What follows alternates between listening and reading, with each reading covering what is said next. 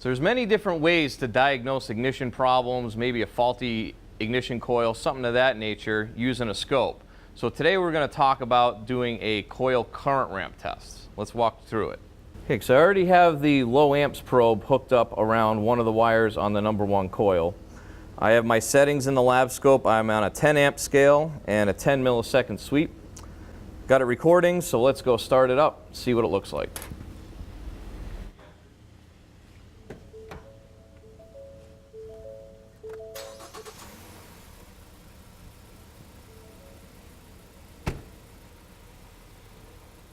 All right, I'll pause this real quick, and now I'll go shut off the car.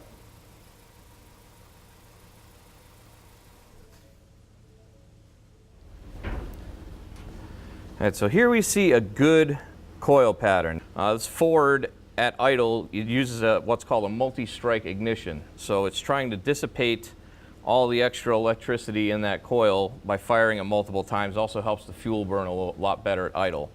I've even seen some BMWs do 4 or 5 multiple strikes just to dissipate all that energy.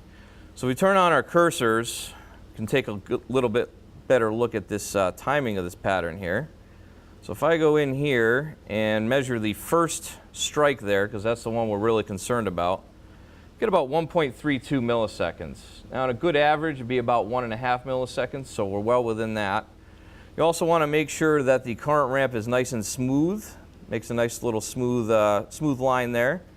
If it looked anything like the second or third strikes there, and it ramped up real quick and then over, you would have an issue with a high current flowing through that coil driver.